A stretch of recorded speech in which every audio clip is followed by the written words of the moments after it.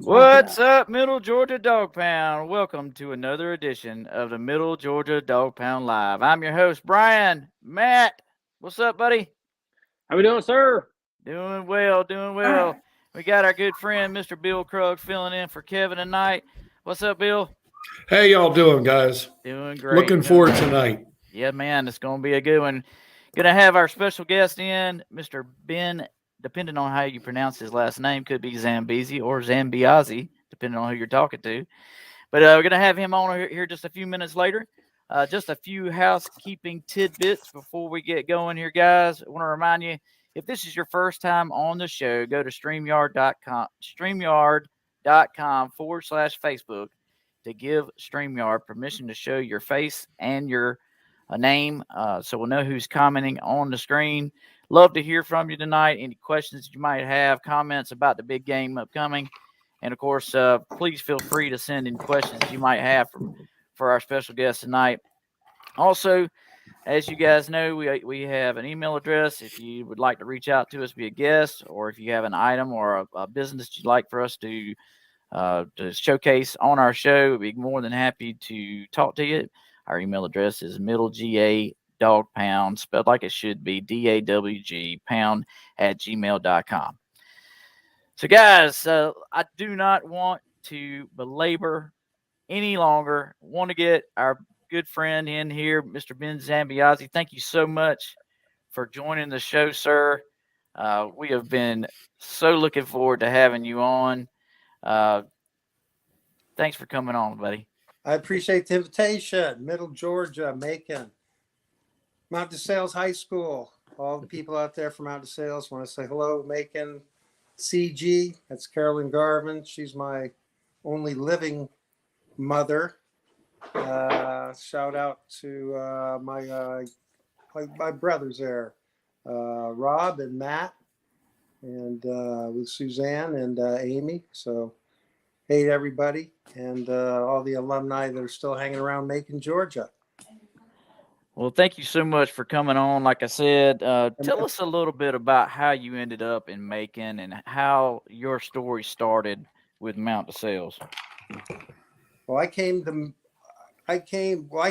Warner Robins, actually, but my dad was in the military and he got stationed in Warner Robins.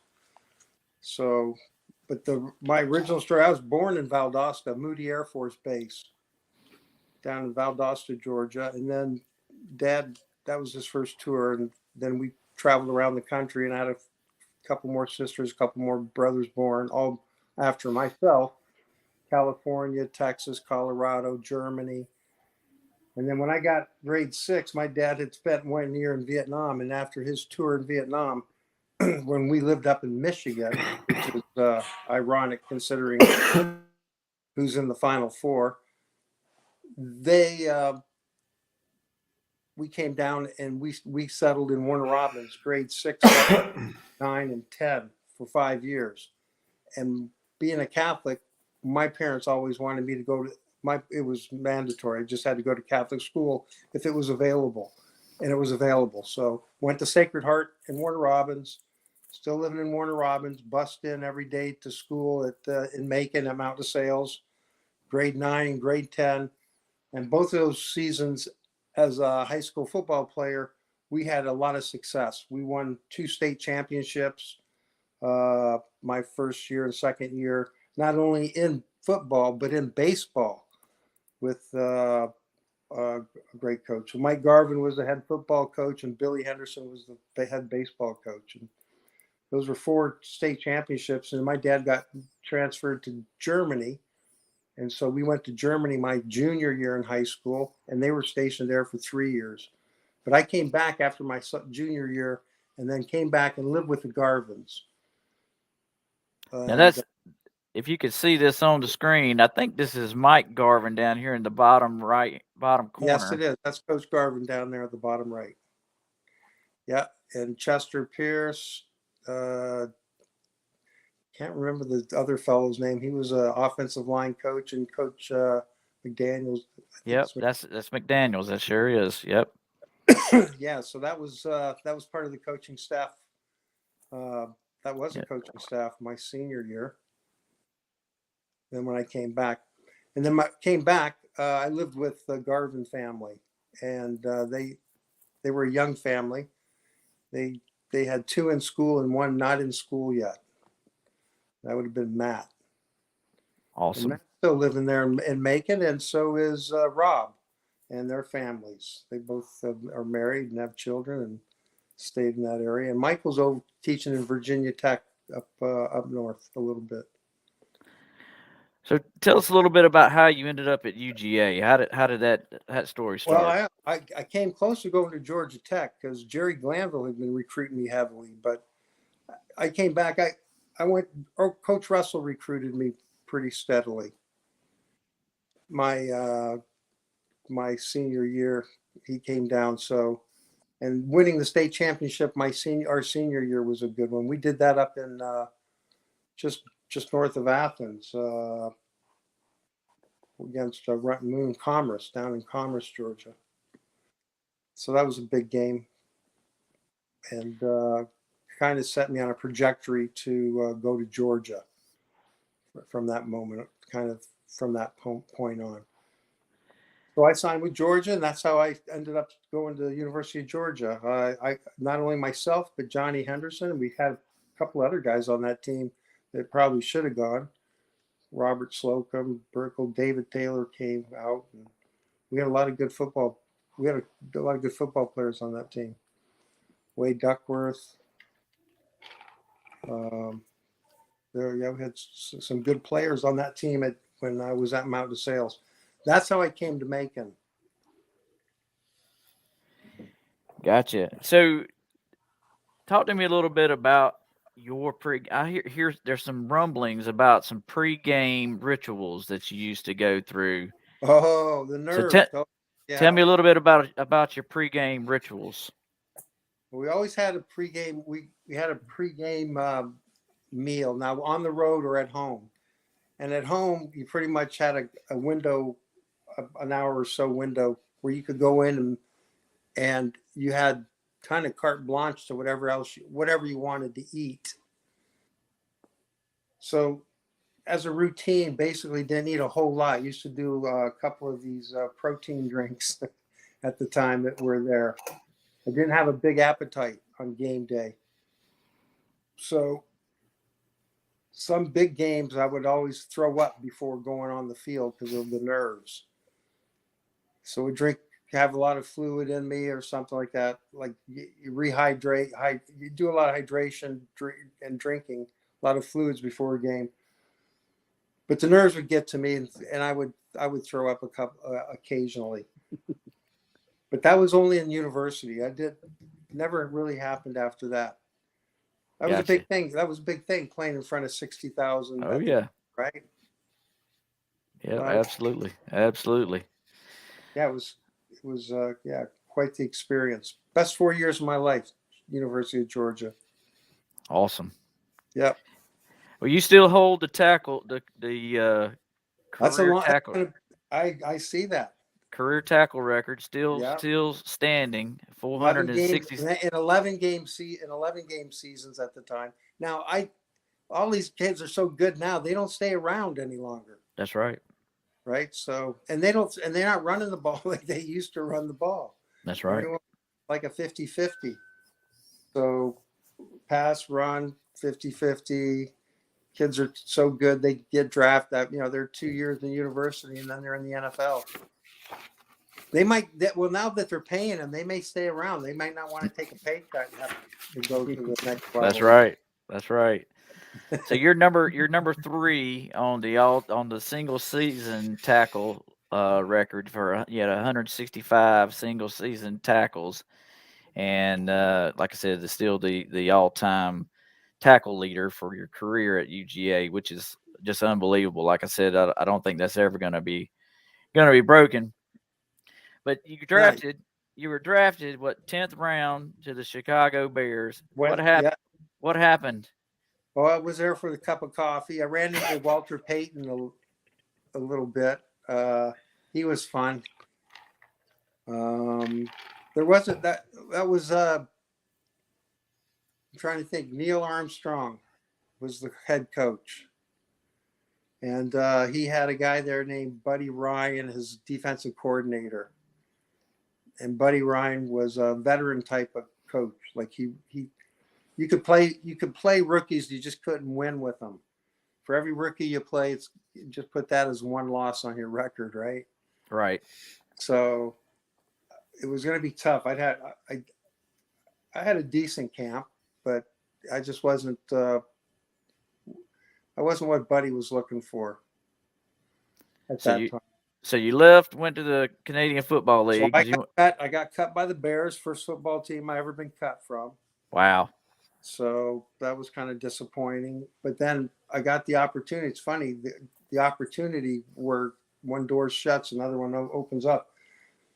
The Canadian Football League gave me an opportunity to come up there, and they have what's called a negotiation list. And you're on it. Yeah, that's the night I signed my letter of intent. They just had that with Georgia last week or something, didn't they? A couple of weeks ago. Mm-hmm. Yeah. I didn't do mine on the day. I did mine after.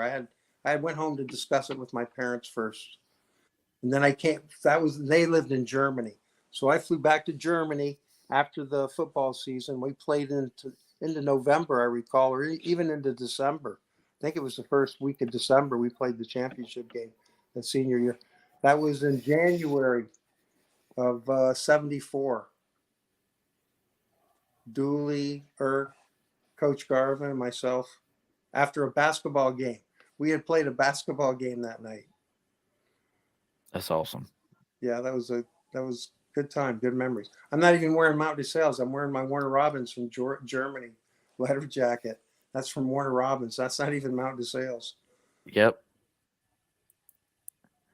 So you played for the Hamilton Tiger Cats. That's who had my rights. I was like a slave. I couldn't go nowhere else. I want reparations. I'm gonna be sued.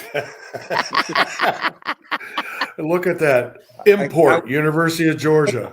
I wasn't. Well, it seems like you had a pretty good career there. Let's see. It's a very Italian community, so that's where my name got changed from Zambiasi to Zambiasi. Okay. Gotcha. Yeah. So that's what happened there. I had someone come up to me and I said, "Hey, the Italians want you to change your name. So to the correct pronunciation. Would you mind?" And I said, "No, that would be fine." So it went from Zambiasi to Zambiasi. I like it. Yeah, so did I. So I stayed up here. Seems like you enjoy living there. What are you doing nowadays? I'm working for the city. I work on a golf course. I'm in maintenance. We have 3 public golf courses. I work on all 3 of them, but I work mostly on just 2 of them. They're at the same location. We have a 36-hole golf course, and then we have another 18-hole golf course. Awesome. So, yeah, and right now we're closed for winter. Yep, got a break. We do have one of them open. There'll be golfers out there. There was golfers out there today. There'll be golfers out there tomorrow. So in 2019, you were inducted into the Canadian Football Hall of Fame. How did that feel? Yeah, that was quite an honor. That was a nice surprise. Yeah, yep. And then in 2019, you were inducted into the Georgia Sports Hall of Fame. I know that made the news here, and right before that virus came through. That's right. Right. Very fortunate that you were able to get down for that, right? That was amazing. Yes. That's right. Shut the world down. So, talk to me a little bit about what does it feel like to be a Hall of Famer? I mean, that's something that.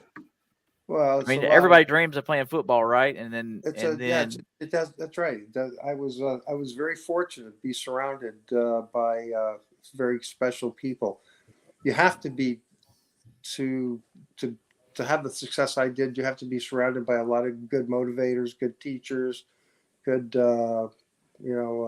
coaches, just good people that have your best interests at a time when you don't have it yourself. Making while you're learning the ropes, going through what life has to offer. So I was very fortunate in some key areas, right? I had some key people in my life at key times.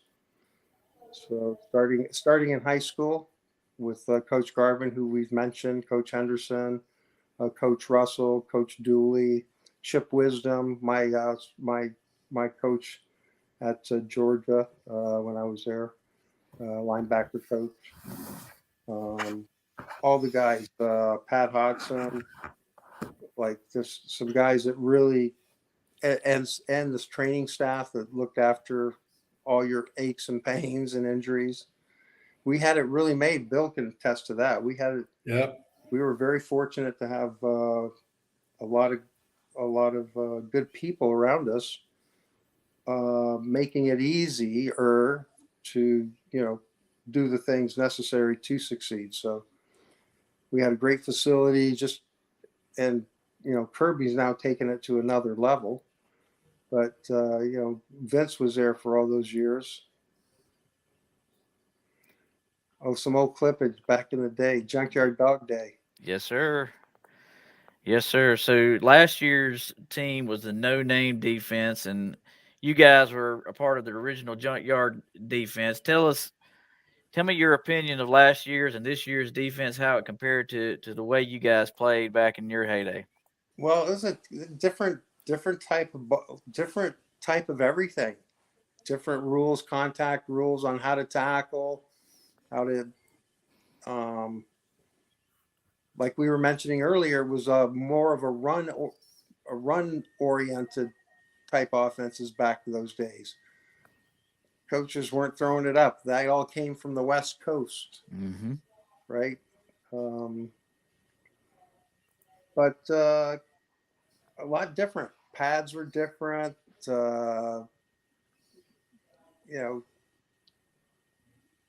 think that's Bill right there too, right beside you. How about that? I think it is. How about that? These are some cool clips. I like pulling old football clips and looking back on those pads. I know you and I were talking about how these guys are protected with these little pads that they wear now, and you guys wearing these big bulky things.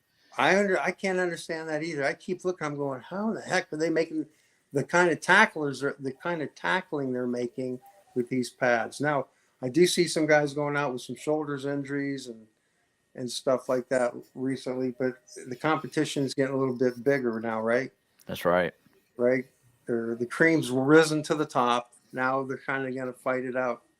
See who's going to be up there, going to stay up there. I'm a little nervous about the game. What about you guys? Yep, we're gonna get into it here in a little bit and hash it out. We're gonna talk about the players that we feel like are gonna be key contributors to the game and what Georgia has to do to defend it. But do appreciate you coming on tonight, No, guys. no. You guys have any questions for Ben? I would just want to know: is your body hurting as bad as my body? I mean, yours should be worse than mine. I have As many- I do have a replaced left knee. I have an artificial left knee. I'm in the queue to get my right one done now. I'm still managing, not bad on it. Yeah, pretty good actually. I'm doing these things. Actually, I'm gonna put a pub out for a guy named Ben Patrick. It's called Knees Over Toes. I've been doing those exercises, and I'm telling you, they're fantastic. Some of the best exercises, especially when you get over 60, 65. You got to look after your body. So my dad's on here. I see he dropped a question. He says, "What was the most memorable game at Mount DeSales and then at Georgia?" Oh, Mount DeSales. Well, the most memorable game would be the game that I started. I can remember in my freshman year, that the first game you start on your varsity football team, that's pretty memorable. So that was pretty cool. And the tutelage I got from the guy that I was replacing, a guy named Jim Rocca, a fellow Italian kid. So, and his parents were also in the military, but he was a senior when I was a freshman, and he also played offensive line. So the more important position for Coach Garvin was offensive line, because his philosophy was anybody could run the ball. It's the guys up front that open the holes. So that I just remember that game would be the one at Mount DeSales, my grade 9 year. I think that would be 1970. And then, of course, the first game back my senior year, and it was against a team that we traditionally play the first game of the year, Pacelli, being back and my dad had come back from Germany to watch that game. And the last game my senior year, my dad was there for the last game of the year as well. So, and that was pretty cool. Those games were the most memorable for me. Will McMurray wants to know what your favorite game memory is. I'm assuming it may be with the Dogs. I'm not sure. Yeah, winning the SEC, beating Alabama 21-0. I think that was the last time the Bear got skunked. Mm-hmm. Probably one of the only times as well. That was a pretty and then going down the next year and playing them as tough as we did in their backyard. My senior year, we went through a lot of quarterbacks. That was that's an understatement. Yeah, I know. I think our offense led the nation in turnovers, so I always thank them for all the tackles I got. We had 55 turnovers our senior year. And yeah. Alabama had at least 5 turnovers inside our own 25-yard line, and he only scored 17 points. Wow. It was one of the most frustrating games to hold them out and just to field goals. And yeah, we had a couple goal line stands there. That was pretty good. Yep. So Todd Wilson says, which modern era linebacker most resembles your college playing style? Oh, from Georgia right now? I think he's just asking anybody. If you have any modern era linebacker that's playing right now that. There's a lot of guys out there playing good linebacker position. Just they're a lot faster too. They're playing they play the run well. They play the pass well. I see some guys that are making. I think Roquan. Yeah, Roquan was Smith. He reminded me so much of Ben, covering the field. I wasn't much of the cover guy. Bill was more the cover guy. He's that rover position. Mm-hmm.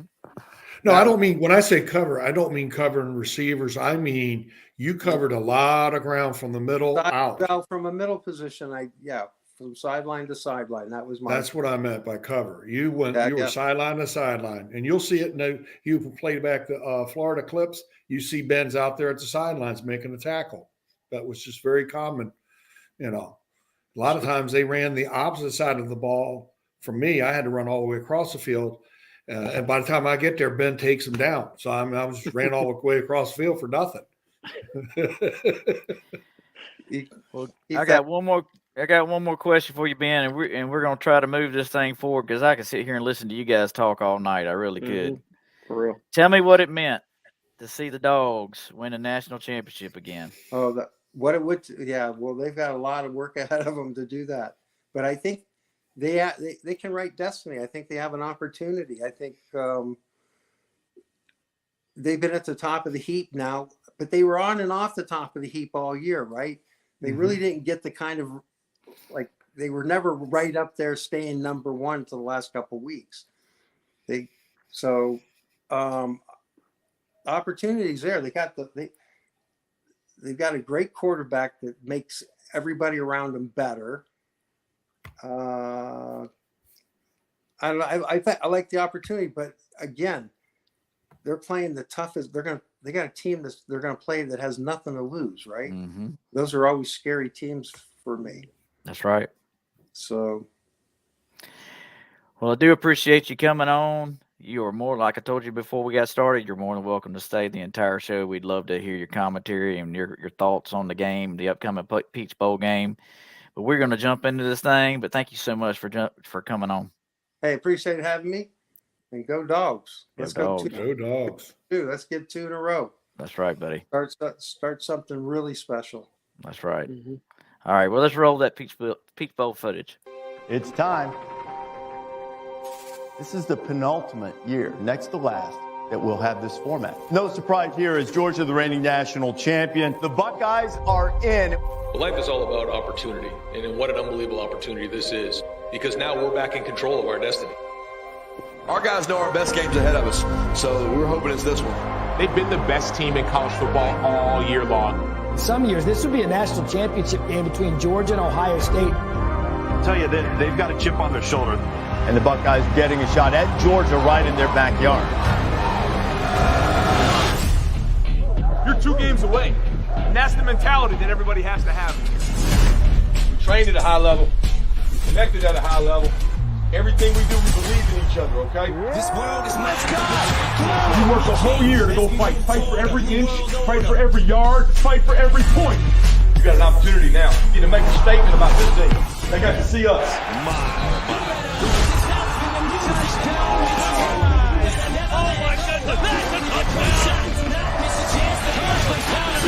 You want the champ, you're going to have to come and get him.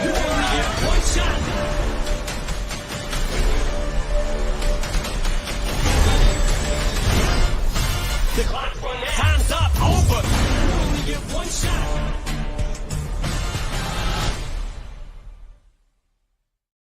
All right, guys, 8 o'clock, Saturday night.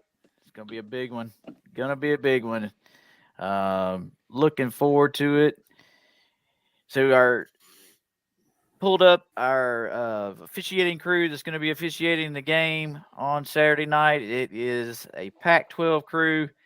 Supposed to be the creme de la creme. I'm not sure how you pronounce this guy's name. It's Chris Coite, I guess is his last name. Looks like the crew that they've got assembled. You see all the stars out beside their name there. Obviously, that gives you an indication that they're supposed to do the best of the best. The yellow star means that they coached in the New Year's Six or a national championship game in the past, in 20 or 21, 22, and then the red star is a 2021, 2022 bowl game official. Obviously, the NDP is the Mackey Development Program, which is the NFL's development training pipeline. And then, of course, you got the pro logo out beside a couple of these guys' names that indicate they've officiated in the XFL or USFL league. So, and then you got the CC, which is a conference championship official. Of course, Chris, the referee, white hat, has that signal out beside his name, and and Daryl Johnson that does as well. Good news. Paul Petrisco told me, he says, hey, if there's anything bad about this crew, you will find it on the internet. And he was right. There was only one bad article about Chris. It's back in, I think it was 2017. He ejected Benny Snell for Benny Snell putting his hands on him. And it seemed more incidental than more. It was more incidental than I think this guy made it out to be intentional. But he ejected Benny Snell, which was very controversial in that bowl game. But I didn't find anything adverse about any of these guys. Obviously, you look at your replay official, Jerry Meyerhoff, nothing out there about him either. And so that gives me a pretty good feeling about how well of officiating crew we're going to have for our game. Listen to a podcast today. Paul says most of these guys are, you've got to have some sort of ego to be the white hat. He's got a little bit of an ego, but he is organized. I like what he had to say in this podcast, that he is always striving to be better. I think one of the few takeaways I had from him, he said efficiency is the key to my game. He says I want to average 45 seconds for a foul. So my goal is 30 seconds from the dead ball to the next snap, 10 seconds to get the call of what the call was, to make an announcement, and then 20 seconds from there to be ready for the next snap. He said, I don't want to have any delay in play. So I kind of like that. He said, now, obviously, he said, we want to make sure we're getting the right call in. But he said, I don't take a lot of time of huddling with my crew like you see other crews do. He said, I trust my crew. I'll get the call from them and I make the announcement. So I thought that was a pretty poignant point he made in his podcast. This is just a little biography I pulled up about him. He's officiated in the Pac-12 since 2004. And then, of course, his most notable game that he officiated was the 2020 National Championship between Clemson and LSU in the Cotton Bowl. So, well, let's get into this offense with Ohio State. Before I do that, I better roll the Peach Bowl hype video. You ready? 9, 8, 7, 6, 5, 4, 3, 2, 1. Happy New Year! We did it! Remember where it all started at? Where did it all start at? Right here, guys. First of the season. This is our house. This is our state.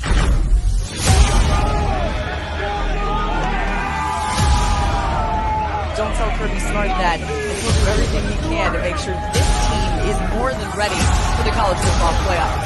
What a way to ring out 2022. Georgia and Ohio State. Clobbered at the 18-yard line. Wow! Breaks the tackle at the 49. Changes direction. There he goes. Handed off. Dejon Edwards. No. Bennett keeps it. Fakes and scores. And it is intercepted, I think. Yeah. Georgia picked it off. Malachi Stark. Playing Georgia in Atlanta. I mean, you talk about energy. Milton, unlock the doors. He's going to the house.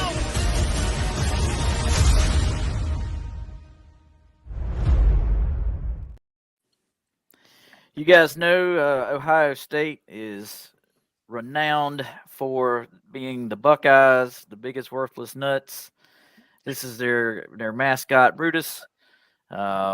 Apparently, the fans at one point wanted to bring Bucks into the stadium as their live mascot, and they changed and decided that was going to be too difficult, and they adopted the Buckeye as their team mascot. So Ryan Day is the head coach. He's been there since Urban Meyer left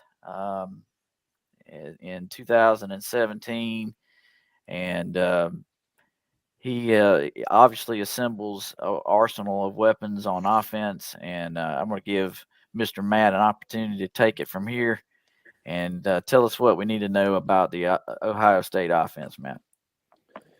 So, hey, everyone. So talk about the offense. Let's talk about the total team offense stats we got here. So nationwide in the NCAA, they are the number 2 offense in the country. They're averaging about 45.5 yards a game. That's once again based off of points. Now, if we look at based off of yardage, they're only the 14th best passing team and the 28th best rushing attack in the country based off of yardage. But still, one of the top offensive teams in the country. Nothing to not think about as being, like I said, as Brian says, as the lethal weapons they have throughout their offensive scheme. So as we start with that, we'll start with the guy we have on the screen now with CJ Stroud. Is our Heisman finalist here. The guy has about 3,300 plus yards, 37 touchdowns. That's pretty incredible. To 6 interceptions. He's got a QBR rating of about 87% there. He does have a few rushing yards. So we talk about CJ Stroud. I think a lot of mine says, they have this running quarterback. This guy is not a running quarterback. He really does not actually like running the ball. He likes to sit in the pocket, likes to pass the ball. Now, he's got 74 rushing yards on the year, and 79 of that came in one game. So think about the sacks he's taken and stuff. He doesn't want to run. I don't think he wants to get hit. So even when he's scrambling throughout, usually he throws the ball away. He doesn't try to go for those extra yards like we have through Stetson. He really just tries to stay healthy. He's a junior for them, so this will probably be his last hurrah with the team. Going to head to the NFL. He has taken 8 sacks this year, which ultimately is not that bad at all. That's less than 1 a game. Offensive line is pretty good, but some of that is due to them getting rid of the ball early. Trying to get the ball out with under three seconds out of the snap. So that's one could think that's the focus of their offense. I think they're the big passing game, but honestly, if you look at the statistics, they run the ball more than they pass the ball. So even though they have 3,300 yards passing, they've run the ball 100 times more than they passed the ball this year. So as we look at our next slide, here are the running backs I have. I got these 3. So you'll see Williams here is their leading rusher. He's got 817 yards, 13 touchdowns. He averages 6.5 yards per rush. That's pretty good. He's had some injury issues here recently. I know some of the scuttlebutt out there is that he has dealing with an ankle injury. He didn't play much against Michigan in the game before that. So, but he is still their weapon. He's had 3-4 weeks now to rest since that. And so he should be healthy. I know there's been a report out there that he wasn't at practice sometimes this week. And so he's dealing with some injuries. I think that's a lot of bupkis. I think he's going to carry the ball a lot this week and then this weekend. So we'll be looking for that. Their second leading rusher, Henderson, is not playing in the game. So we have here is Hayden. It's the third leading rusher. He has 510 yards rushing. 510 yards rushing, 5 touchdowns. And he's averaged about 5 yards a carry, which is still pretty good. Both these guys don't get the ball very much passing, receiving wise. They don't give the ball to the receivers that much, and you'll see why on our next slide in a second. Before we get to our receivers, though, here's our third running back, and you're looking at his stats like, why is this guy on this clip? He's got 92 rushing yards. Well, this guy up till Michigan game was their linebacker. He was a linebacker. Chip here was a linebacker. He didn't have very many tackles. He was a running back for the first 2 years with the Buckeyes. He averaged over those 2 years about 300 yards a game. He had 200 yards his freshman year, and then his sophomore year he had about 400 yards. So he was getting better, but the talent came in. He saw himself kind of go down the depth chart, and he moved to linebacker. So he played a linebacker the majority of the year, but with the injuries they've had, he stepped in. And against Michigan, he had 87 yards rushing. So out of that 92 rushing yards he's had this year, one of that came in one game, which was his last game. If you see his sizes there, he's a bruiser. He's a big guy, 230 pounds. The guy has some weight on him, and he's a linebacker, so he doesn't mind getting hit. So I think will be a guy that we will see a good amount of. These 3 guys mixed together. They do like running the ball, so that's not great for them because we have a really stellar defense when it comes to the run game. So we'll see if they continue that or they try to do it offensive way and go into the receiving core, which is our next slides here. So this is their tight end. Doesn't have a lot of yardage per se, but he's a guy that uses a weapon. So I mean, he's a good sized guy. He's a senior. He's a senior leader. He's going to be the guys who they get those short yardage. Going to put them out there, especially on some of our linebackers. So Stouffer's, he's a solid player for them with some seniority. So that's good. So moving to our next receivers here. These are the two main guys. So this is, it's phenomenal for a team to have 1,000-yard receiver, but they have 2,000-yard receivers. So if you kind of look at the comparison, the parallel comparison is kind of like how Alabama runs their thing. They have two main guys they throw the ball through, they run their offense through, and these are the two guys. Marvin Harris Jr. here, that name should sound familiar to you guys. For us who grew up in the days of Peyton Manning, his dad was Peyton Manning's favorite weapon in Indianapolis, the Colts. His dad was Marvin Harris. So this kid has a good pedigree and of knowing how to play receiver very well. And this guy is going to be a top round draft pick after next year. So he's only a sophomore. And so he will next year definitely probably come out. He'll be probably maybe not the first receiver taken, probably the top 3 receivers taken in next year's draft. This guy doesn't have great speed, but has great body control. So we want to compare him almost for George Pickens. The guy can get up in the air. 50-50 balls are usually his. He comes down, knows where his body's at, and he really gets himself in the right positions to make really good plays. Our next guy here, Egbuka, is that right? He is another 1,000-yard receiver. Then this guy is a guy who has great route running abilities and can get someone off of coverage really easy. He has good separation when it comes to route running. Once again, another big weapon for them in the pass game. He actually has a few more yards than Marvin in rushing yards than Harrison does. He has about 87 yards rushing as well. So they do use him in the rush game. These guys are, like I said, between them is 21 touchdowns, 2,000 plus yards. These are going to be the weapons that they're going to use. We're going to see a lot of slant patterns with these guys trying to get into open space. Does Harrison have the speed to break open? No, but the guy can catch the ball. So you put it in his arm radius, the guy's usually going to catch it. So we're going to have to really play these guys tight. And so with that, these are our main guys we're seeing and looking at as we watch the game. How we play defensively against them will be the fun, interesting piece of how we combat that. Cool, man. Thank you so much for bringing that to us. So normally at this point in the show, old Kevin will take over and hit us up on the defensive aspects, but I'm gonna fill in for him tonight and try to share my little bit of a knowledge that I was able to glean from looking at some footage. So hopefully I'll be able to dispel a few little concerns that you guys have, and maybe even bring up a two or three points that you hadn't really thought about. So these are the guys that we're going to be looking at. This is your main linebackers that you're going to hear all night long. This is JT Tuimalau, Jack Sawyer, and Zach Harrison. They're going to be the defensive ends that are going to be playing, that you'll hear their names called over and over all night long. Tommy Eichenberg is the linebacker that high pedigree, high motor. You're going to hear his name called all night. Steel Chambers, if you guys don't know him already, he's from Roswell, Georgia. I think he played for Powder Springs, I think is where he came out of. You hear his name called all night. And then these are the two safeties, Ronnie Hickman and Latham Ransom.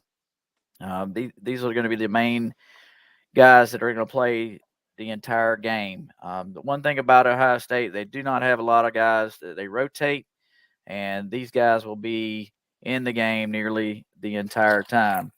So the points that I wanted to bring up are not really about the players. It's about the statistics. A lot of times the statistics will paint a picture for you that you really hadn't thought about.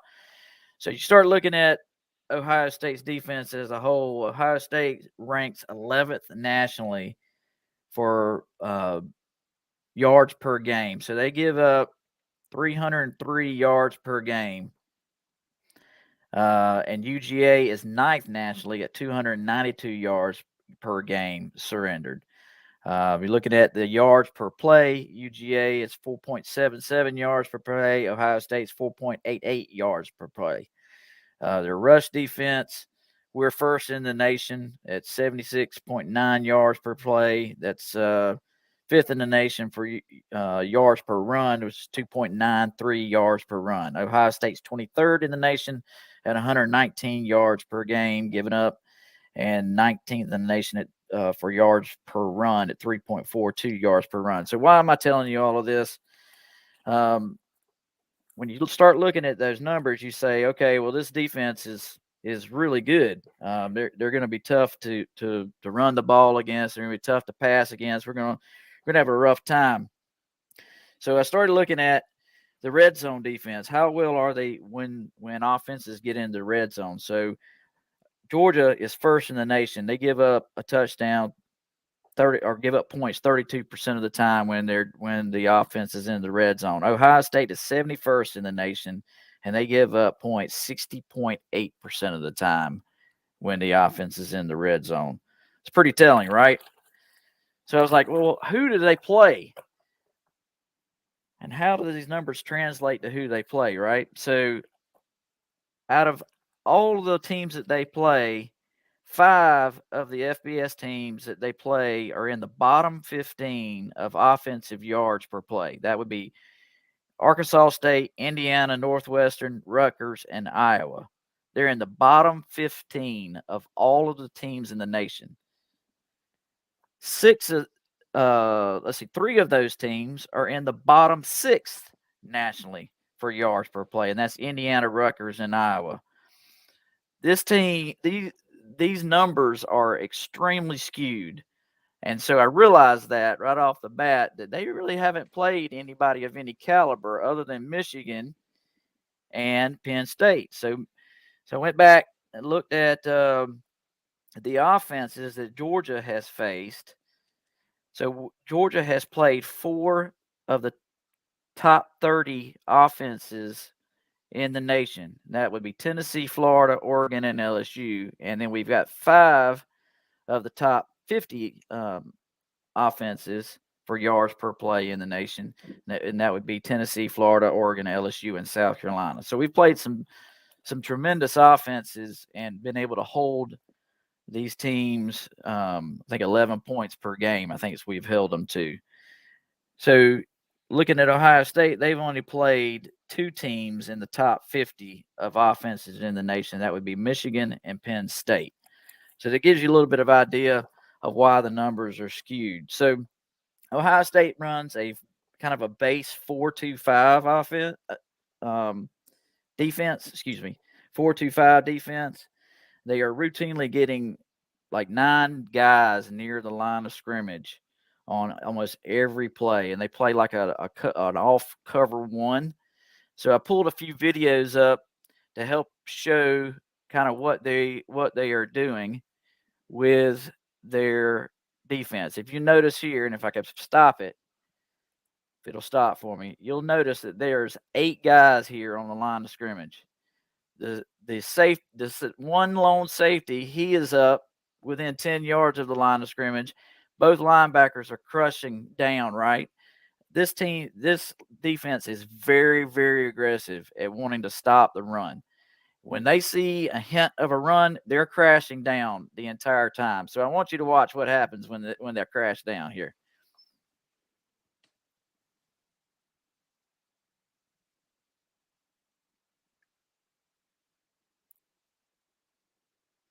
So they left their DB out on the island, and my DB expert's on here, and I'm going to get him to talk a little bit. Bill, tell me what you see from this Ohio State DB group. Well, they're not really strong on the off the ball when they're not being very physical. They're not putting their hands on the receivers. So they're giving the receivers the ability to get off the line of scrimmage clear. And see, you can see the guy at the top, he's already backing off just as it starts to snap the ball. And by his doing that, he gives him that little gap that he catches it and he's able to turn up the sidelines.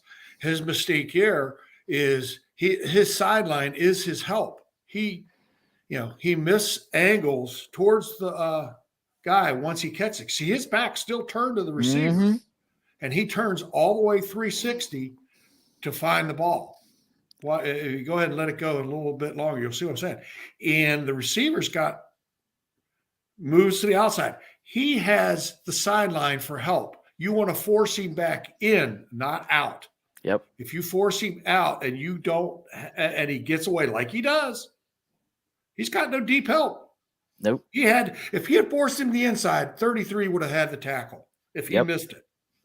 Well, they crashed down. I've noticed this, and I've seen this in the Penn State game. I saw this in the Notre Dame game. They crashed down so hard, and they don't really do a good job of gap integrity either. You'll have two guys hitting the same gap. But did you notice the guy down here on the lower hash mark? Watch him. Well, I can't see it. You've got all three of our pictures there, so I can't see it. Let me see if I could. With his hand up. Okay. He's got his hand up now. He's wide open. Oh, over the middle. Yes. He's down the middle wide. But look at the two blitzers right up the middle. Yeah. I mean, it's okay. I understand. One of those two is going to be, but nobody blocked either one. Nope. From Michigan. They just let them come right through. They knew they were coming. The running back missed his block. Mm-hmm. A guard missed the block. I mean, it's a miracle. He had just enough time to get that ball off. Mm-hmm. So everybody talks about how that Michigan just skull stomped Ohio State, right? So I went back and looked at those numbers. So Michigan had 530 yards of total offense in that game. 300 mostly in the second half. Most of it in the second half. 349 yards of that offense came on 5 plays. 5 plays. And I'm going to show you that was one of them, and I'm going to show you the other ones that Ohio State gave up. So the other 181 yards that Ohio State gave up was on 55 other plays, and they only got like 3.2 yards per play on those other 5 plays. So here's another one of Michigan's big play. Wide open. When I'm going to go back, I want you to notice how wide these linebackers are playing off of the ball here. It's something I've never seen, but look how wide they are out. I mean, in every play they do this, and they'll usually get the linebacker, he'll get 10 to 12 yards in the backfield, and I don't understand why. But in this particular play, it was just, let me see if I can play again. Hey, Brian, I was going to say, can you back that to begin and see the widest receiver, the safety, look at him get totally turned around. Mm-hmm. He doesn't have to worry about the guy out by the sideline. He's supposed to have 50% of the field. But goodness gracious, you got to have peripheral vision when you're in the secondary. You got to be able to see the other guys out wide, and you got to have confidence in your other secondary mate will pick that up. Yep. That guy just made him look foolish. Yes, he did. Him around, and it was a cakewalk to the end zone. Yes, he did. Yes, he did. And that's the problem with a lot of guys in the secondary. They never really practice peripheral vision, seeing guys off to the right and left that, and I think it's just something you have to learn. And it's not coached. It wasn't coached when I was there. I had to learn how to actually watch guys come out of the backfield in the secondary. And one of the best hits I ever made at Georgia was my first game with South Carolina. I laid the fullback or running back out. They kept going to that flare route during the course of the game, and I had to come up. But you go sometimes too many times to that one play and threw it out there. I laid him out, never came back in a game. One of probably the hardest hits I ever had was in the first game I ever played in. Yep. But that's because I worked at trying to see the peripheral, the guy looking at the quarterback, but I see the guy coming out of the backfield on a flare route. Right. And I try to do that. And I don't know if they teach this, but you can ask Ben, did they teach things like that in the pros? On recognition of flare passes and stuff like that? Yeah. Oh, yeah. it gets a little more intricate as you move up the ladder, and a lot of special offenses. They everyone has tells, right? Habits. Yep. Yeah. Film study, you can't do enough of it. That's right. That's the truth. That's the truth. So here's another one that another play where this was a play action. One of the big, like I said, one of the big hitters of the 5 big bomb plays that Michigan had. This one was a play action.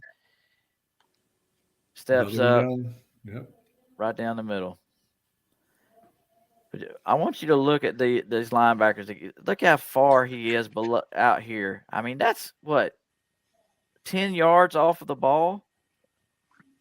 He is way down, and I've never seen an outside linebacker play that far off of the line. I mean, it's just off the ball. It's just odd to me. But you'll notice this guy, he ends up 12 yards in the backfield. Point to him. Point to which one you're talking about. Well, I can't really point to him. My pointer's not working, but he's down here below the lower hash mark. Let me see if I can blow it up. He's at the bottom of the screen next to the DB. And he is going to end up like 12 yards in the backfield on this play. Let's see if it'll play here. Of course, it's not going to play. Here it goes. All right, he's blitzing. Blitzing. He'll end up in the backfield every time. And so the thing about that is that you'll see later in the game they do that, and it leaves a gap, and the running back just takes off and goes for miles. They run that same 4-2-5 base defense every single play. So here, this is a game. This is with a running back. Now Michigan's got a really good running back, but same thing. They're crashing to prevent the run. Your linebacker out there on the edge, he was at 5-10 yards in the backfield. Now, that safety shouldn't have missed that tackle. Nope. No way that safety should miss that tackle. Well, nobody blocked him. He's not paying attention. He's not seeing the guy till it's too late, and he can't cover that distance. And that's poor safety.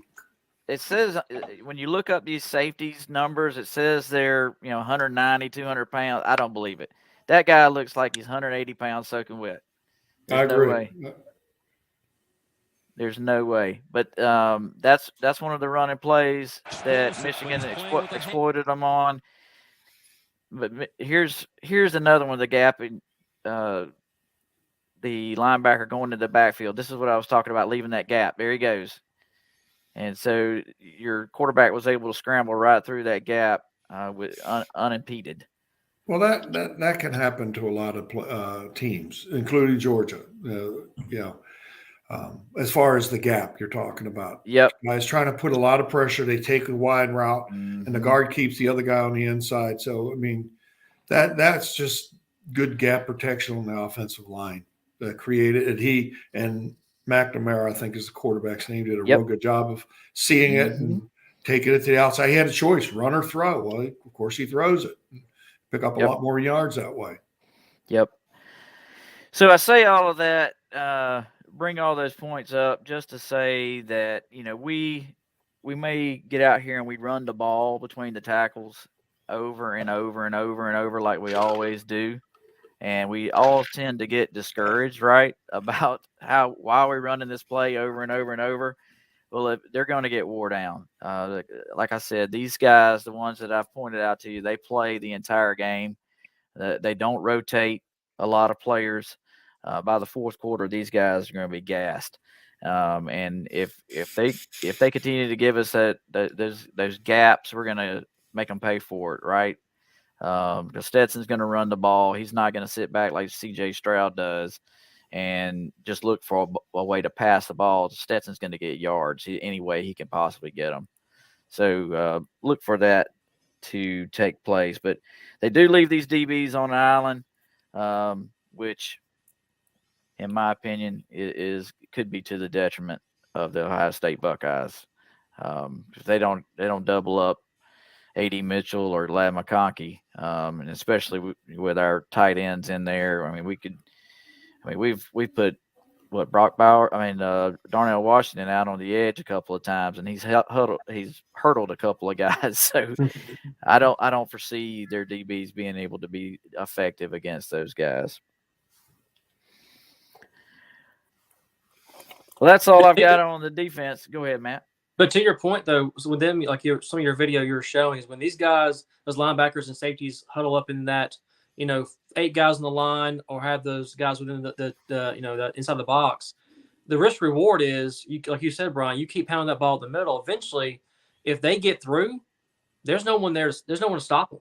Yep. It's one missed tackle, it's a touchdown.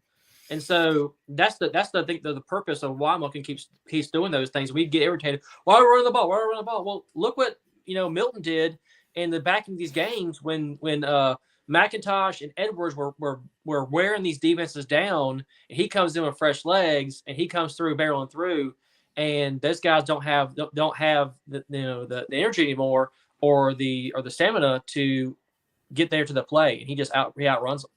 And so I think that's what we're gonna see. We may see that pound ball. We ask them why we're going to do that when we're pressing the ball really well. It's because eventually we're going to wear them down in the third and fourth quarter. I got a question for Ben before you ask John Akaki's question. Did you ever really see, being that you live in Canada, you're up closer to Ohio State, do you ever see any of their games this year? I would watch after the next day, the after things, right? Mm-hmm. What's your question about them? Well, I was just wondering, you see where this Tony Eichenberg is a tackle machine, supposedly. But I know Brian only showed small clips. And then I've heard also about how great their linebackers covering the tight ends. They take the tight end away. I don't see it. I don't know. That's why I didn't see a lot of Ohio State games. I was wondering if you, being further north, having more access to watching, even though we could watch just about anybody nowadays with streaming services and all. But I wonder if you saw them. Yeah, no, I didn't get to watch them too many games. Like I said, I used to just watch the highlights afterwards, so you could watch a lot more. I just stayed with Georgia basically. Those games, I didn't spend a lot of time. But I used to, I was watching them throughout the year. I mean, I think they're a good football team. I'm a little disappointed that being number one, you didn't get to choose who you're going to play, right?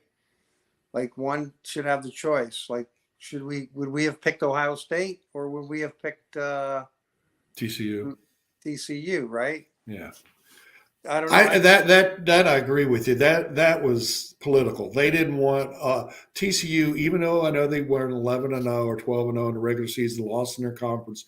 They should definitely have been in the top 4, absolutely. But they should have dropped the number 4, and then it would have been. But they didn't want to have Ohio State, Michigan in the prelim game. That's right. If they're going to have it, they want it in the championship game. That's right. I know. I was just thinking of going, geez, of all the teams we had to pick. Now, like I say, it's going to be I think it's going to be a close game. I don't want it to be a close game. So, can Georgia win the close games? That's what you have. This will be a close game, I think, for Georgia. I hope it's not. I hope we just do really well. But I just have a feeling that stadium's going to be rocking both ways. Mm-hmm. 50-50 tickets, I hear, right? Ohio State got half the tickets. Yeah, I'm hearing more if it's going to be of a 65-35 split, though. What? We got 65. They're only bringing 35? Oh, yeah, I think that most of the Georgia fans have bought up all the tickets. I think it's going to be 65-35, so it's going to be loud. It's going to be very loud. Got to be really loud, and I think that's going to play a factor too. It's going to be a huge factor. I read an article earlier this week where one of the Notre Dame beat writers wrote that being at the Ohio State Stadium with 110,000 was like a church compared to being at Sanford Stadium with 93,000.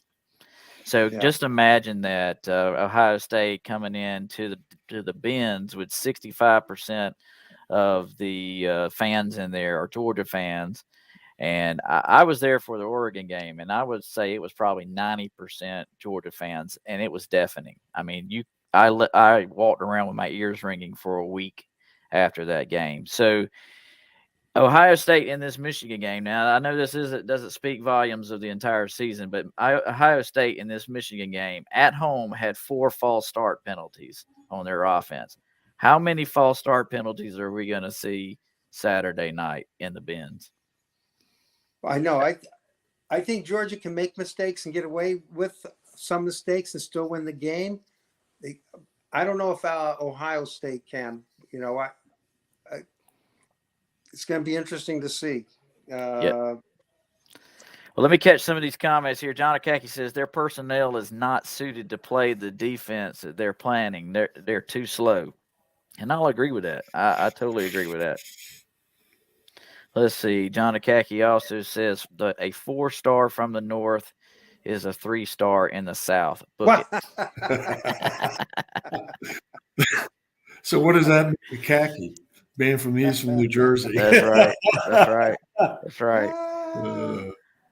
That's right. Let's see. Ken Lalonde says a lot of run or pass options in Georgia play calling where Stat calls it at the line. It'll be interesting to see if OSU has the answers. I totally agree. Mm-hmm. Hunter Ivy says, yep. Hunter Ivy says Brock Bowers is going to have a huge game if they play like that. I guess he's talking about the Michigan game. Yep, I totally agree. Well, guys, we're at the point now where we are going to talk about this upcoming playoff game. Let's see if I can get my slides to work here, guys. All right, here we are. So we were just talking about the Michigan TCU game. Let's throw some predictions up here. Let's see what you guys think. So they have Michigan slated. Vegas has them by 7.5 points. So, Matt, tell me what you think on this one, buddy. Who are you taking for the Michigan versus TCU? I think it's going to be a closer game than most probably people think. I think it's probably going to be a 4-point game. I think Michigan does end up winning the game, but I think TCU is going to have something to prove a little bit because their last game was a loss, and so I think they're going to have something that they want to come out and they don't want to be the little boy, the little brother anymore. They want to show that they deserve to be there. And with that, I don't think they'll be able to handle the stage, though, of that kind of pressure. So I think at some point, the second half, we've seen the past year, they've always come back in the second half to win. I think the opposite's going to happen. I think they're going to have to they're going to have a fast start, and they're going to have to maintain that. They won't be able to. I think Michigan eventually will run the ball out on them, and I think they lose by 4 points. Is that going to be like a 32-36? I'm not sure. Something like that, I think. Like a mid-30s kind of both sides game. Bill, what you think about this one, buddy? I don't necessarily agree with Matt. I think it's going to be a tough game. I think TCU will surprise you because, yeah, they lost their last game, but they went for 2 points at the end of that. They could have kicked the extra point and gone into overtime again, but they went for it, which I give their coach credit. They played, I think, a bad game the last game. I think they're going to be ready for Michigan's running game. Michigan doesn't have a great passing game. It's pound and ground. Mm-hmm. And TCU, one of its strengths is its run defense. Mm-hmm. So I honestly think this game's going to be in the 20s. Now, Michigan may win it by 1 or 2 points, but TCU is going to keep it close. And I wouldn't be surprised TCU pulls it out again, because they don't lack the confidence. They're not worried that they're losing late in the game if they're within 7 points. They've proven they can come back. How many games were they behind all year long, and then they came back? They came back at least 5. That's what I was thinking too. On the last drive. Yep. And they almost had a 6th one in the championship game. Yep. Mm-hmm. That speaks of their resiliency, and they have the fight and the never give up. So, yeah, mm-hmm. I'm in agreement with you. Ben, what do you think on this one, on TCU and Michigan? I think TCU's been the Cinderella kind of team all year round. I think their magic's run out. I think Michigan's going to kill them by 2 touchdowns. Wow. Well, here I am. I'm going to pick TCU, and I'll tell you why. Just like what Bill was saying, they have that fight, and they don't give up, and I feel like that their run defense is going to be able to hold up and do some things to Michigan that they haven't had done to them all year. And I think TCU is looking to rebound from the loss in the conference championship. So I've got TCU by 3. I think they're going to win it 24-21. So now we're on to the Georgia game here, guys. Georgia, Ohio State. All right. Bill, I'll let you take it first, buddy. What's going to be the keys to the game, and what's your prediction? But before I do that, hold on one second. Before I do that, I almost forgot to go over everybody's comment. Hunter Ivy says TCU has been lucky all season except for the K-State game. David takes down Goliath. TCU pulls it out 38-31. Matt Emilio says 38-35 Michigan. Let's see. John Akaki says TCU upsetting Michigan 41-38. Well, that's a high-scoring game. Mm-hmm. And then my dad says TCU wins in overtime, 37-31. I like that. Ken Lalonde says Wolverines 28-21. I like it. All right. Georgia, Ohio State, take it. All right, I'm definitely going to be pulling for the Dogs and saying the Dogs will win it. I think we'll blow them out. I honestly do. I don't think it'll be like last year's the Michigan game in the first half where we pretty much had the game won at halftime. I don't think that's going to be the case here because I was looking at the stats, and Matt did a fantastic analysis on the stats. They really only have 3 receivers that they throw the ball to. And we have way better cornerbacks than they do. And our cornerbacks, yes, we get a lot of pass interferences. But part of the reasons is they're all over them. They're hanging all over them. Mm-hmm. And they're going to be contested every pass just about. They may hit one. We've gotten a hit on us before, one of those crossing routes. They take it to the house. But I don't think they're going to have the freedom to run like they have in the Big Ten. I think as the game goes on, Georgia will put its will on them, both with the run game and the passing game. You're going to be surprised with our passing game. Yep. Because we actually throw the ball to a lot more people than they do. They throw to no running backs hardly at all. Look at the stats. Their running backs are nil in the passing game. It's strictly 3 guys. Mm-hmm. And the 4th one that they threw to, he's gone. He's injured. He's out. He's already declared for the NFL. So they really only have 3 real receivers that they throw to. And that's why I think we have a distinct advantage. Yep. I totally agree. What's your score prediction there, buddy? Oh, I think we're going to we'll tattoo over 39 points on them. Be honest I like with it. You. And they may be in the low 20s. You're not going to stop them from scoring, but you're not going to see them score in the 40s.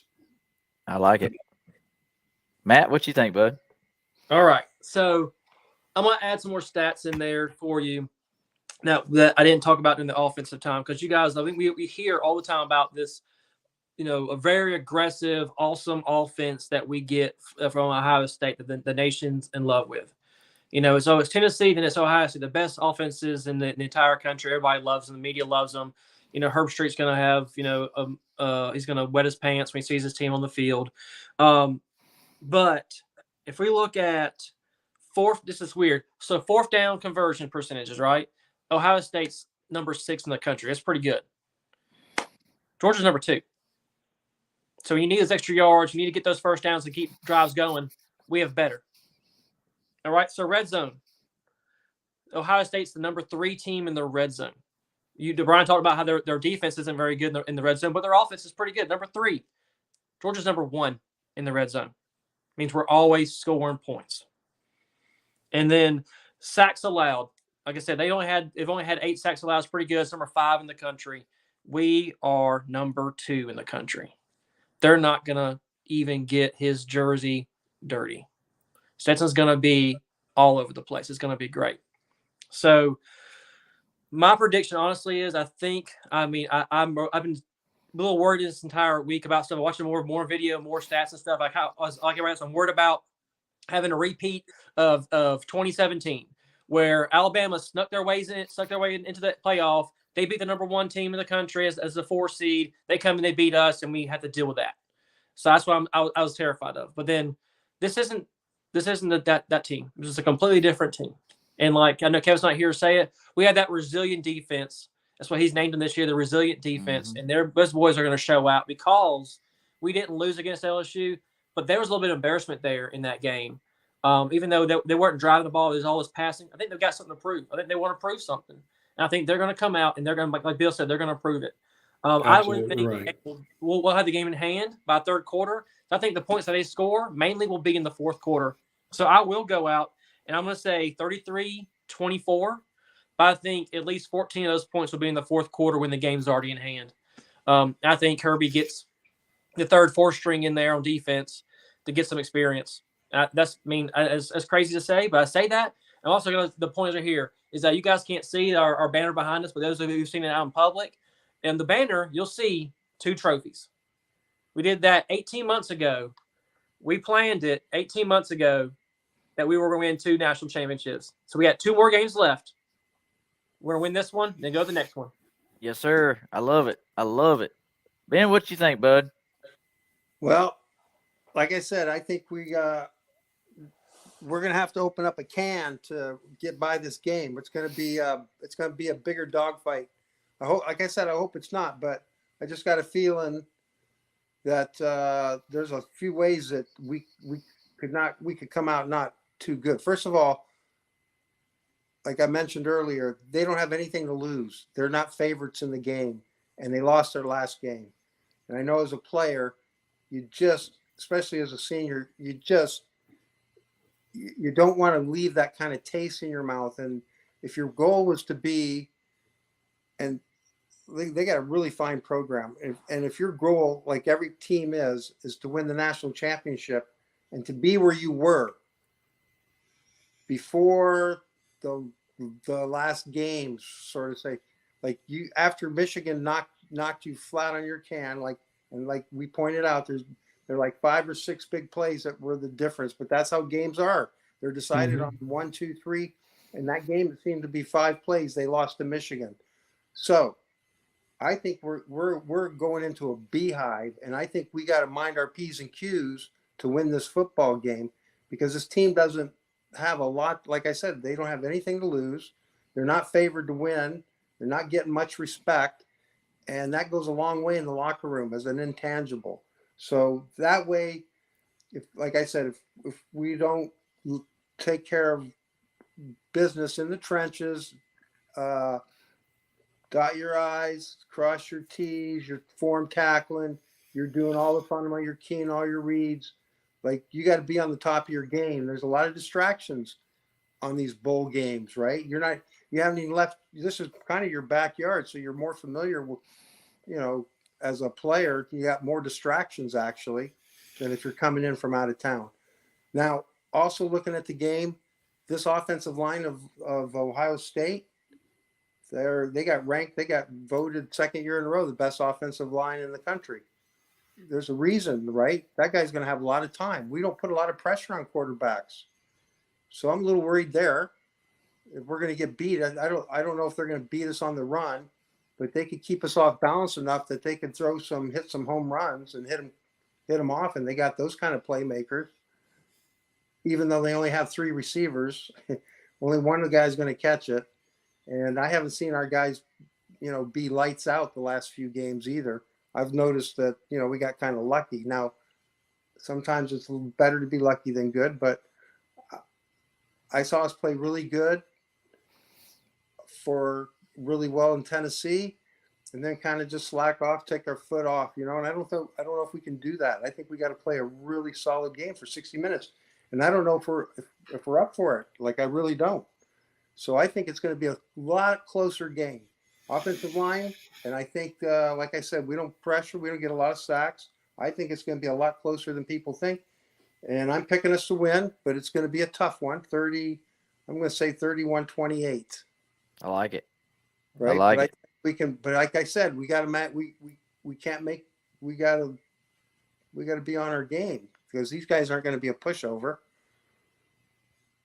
So if we're not like that, I think that but at the same time, I think we have the potential to do really good too, but so do they. I like those guys. They're not going to lay down, man. Those guys, they want kind of what happened to us when we lost to Alabama and then got to see them again, right? They're kind of in that same boat we were last year, kind of similar, but it's time. I think this is our biggest test. This is a big test. Like I said, I think it will. Fair we have to play these pricks, but we got to play. I think we should be playing the Horn Dogs or Horn Frog or those guys. That's right. That's right. That's what I think, right? I think if we number one team, I'd have a choice. And I think we kind of picked we got the short straw here, and we got a real fucking tough team we got to play against. Yep. Well, I think you're gonna be surprised, Ben. I think you're gonna be really surprised. I think the Dogs are gonna come out and like Matt said, they want to redeem themselves from giving up 500 yards of offense to LSU there. That's not the Georgia standard, and they're going to show you what the Georgia standard is against Ohio State. I'm looking forward to it. Yep. Ken Lalonde says he's predicting 41-17. Dad says 37-20 Dogs. Akaki says 52-31 Dogs. I like that. Love it. I love that. I wouldn't be surprised if we drop 50 on these guys. I really wouldn't. It'd be incredible. Ken Lalonde says the Dogs won't put on the brakes like they did versus Tennessee. They're going to be rolling. It's not going to be raining. That's the right. only reason we put the brakes on. It's not going to be raining in there. That's right. Hunter Ivy says this game will be over by the third quarter. Dogs win 45-20. And John Akaki wanted me to remind Ben that Michigan had the top offensive line of the year. They won the Joe Moore Award. Oh, what's it? Michigan? Okay. Yeah, not Ohio State. Let's see. And then John Akaki threw in a K-State versus Alabama. He says K-State 35, Alabama 31. I like it. Yeah, I'm gonna go. I think it's gonna be a high scoring game. Obviously, I'm taking the Dogs. I think it's gonna be 45-21. I think the Dogs are gonna take care of business. We're gonna shock and awe. Ohio State, they're not gonna know what hit them. We could be up. We could really be up by 35 points at the half. I really have no doubt that would be the case. I really do. I think that one of the keys is going to be, and I think Ben will agree with me on this much, is first quarter, how well we take their first blows. Yep. They're going to be, like Ben's absolutely right. They're going to come out fired up. And if they only score 3 to 6 points in the first quarter, they realize, oh, no. We're in a real dogfight at this point because they're not expecting to do that. If the defense or special teams score a touchdown, that will be the defining blow to Ohio State. Yeah, they won't be able to. They will not be able. They will not be able to come back, and so they will not be able to go blow for blow if our defense or our special team score a touchdown like we did. We've been really LSU. good on special. Yeah, we've been good on special teams. I've noticed that. I hope that continues. Those are invaluable points. Invaluable points, right? Those are a difference maker. Like I said, all games come down to half a dozen plays or less. That's right. Oh, they were trying to make all kinds of excuses. Oh, it was only 5 plays, but Ben's absolutely right, 100%. Mm-hmm. Those 5 plays are critical. They were all touchdowns. That's 30 points, and they were alone, and just touchdown. Not and if you watch it, they're all preventables. They were just bad positioning, bad tackling, bad angles, just not being able to banjo, miscommunication. It's easy. It's a very easy defense, but obviously they weren't on the same page. Yep. John Akaki says LSU beats Ohio State 8 out of 10 times. I agree with that. I don't know about that. I don't know about LSU is that. a good team. They're a good Yeah, team. I know, but I don't think it's 8 out of 10. Maybe 6 out of 10, but I don't think 8 out of 10. Ohio State's got a good team. So John Akaki says, "How Ringo goes is how Georgia goes." I like that state. Yeah, like I said, I don't want to name names. Yes, on top. All right, looks like Kevin's on here. He must be driving home. Kevin, give me your prediction, buddy. Hey, fellas. Yeah, we're heading home for Six Flags. Decided I'd jump on here while I was riding down the road. I had Madison turn it on for me. Yeah, I got these dogs winning big, man. This is going to be like another Tennessee shootout. The Ohio State going to come in there thinking that they're going to own us, and they have not seen a physical team like our dogs. There is not a team out there that is as physical as we are, bar none, hands down. I got this team same score as Brian, 45-21. I like it. All right, be safe, buddy. All right, man. Drive careful. All right, guys. Any final thoughts before we close this thing out? I do. Go, man. I got 3 points that I would like to kind of go over. As I think these are our key to our winning the game.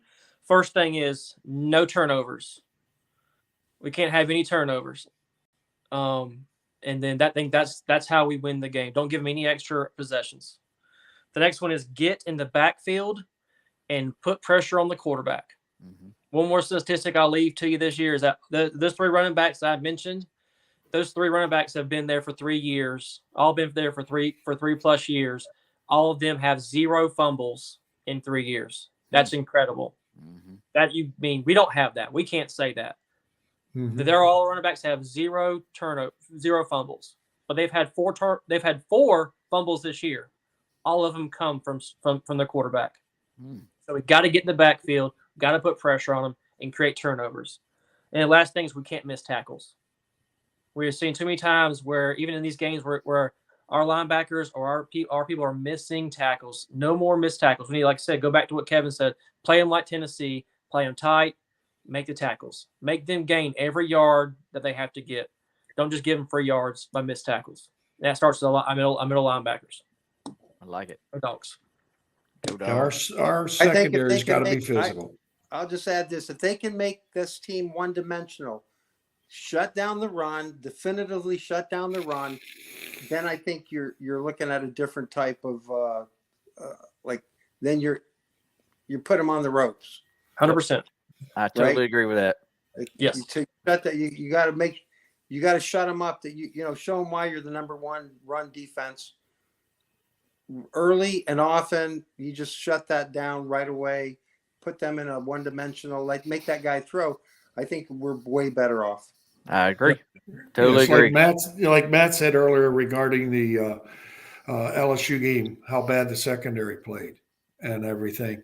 They've got a point to prove. I mean, up to that game, the secondary had played exceptionally well. I mean, look at Tennessee. Tennessee admitted after the game they couldn't believe how physical our secondary was. Ohio State's probably not run into a secondary as physical what they're going to see. Now, they have been told how physical Georgia's defense is, but they're not really thinking the secondary guys. They're thinking the up front guys, stopping the run and everything. They're about to meet a secondary that will go step to step almost the entire game. They don't play a lot of zone. We play man-to-man, and we don't play soft man-to-man like we don't. Ohio State. You saw the 5 plays they gave up. 4 of them were passing plays. Yep. And the 1 run play, the safety, he went towards the middle of the field first 3 steps, and that was the reason he couldn't get to the sideline in time because he wasn't. He was watching some other key, I guess, and didn't see that it was a run play off between the guard tackle and all. But we're going to get physical with them, and they're not going to be ready. They'll be. I agree with Ben. They're going to be emotionally ready. But are they? Because they're probably hearing all this. Georgia's how physical, blah blah blah blah. Well, that's the line in the linebackers and the offensive line. They're not expecting it really to be the secondary. The secondary's very much so for us. They're going to jam them right on the line. Got to jam them and not let them get free quick. Right. And we'll do okay. We'll give up a few passing yards. Oh yeah. Yeah, I'm not expecting us to not give up something. They're going to get it. They're going to get some big plays on us, but we'll win it. We'll win it overall because we're going to win it between the on the line of scrimmage there. So, well, guys, let's shut this thing down. Right. Hoping we can come back here next week. Buckeyes, those worthless nuts. Appreciate Mr. Ben Zambiasi coming on. Number 44 joining us. Dogs. Go Dogs. And Mr. Bill Krug, number 42. Go Dogs. Appreciate Love you being Bill on. Krug. Love you, Ben.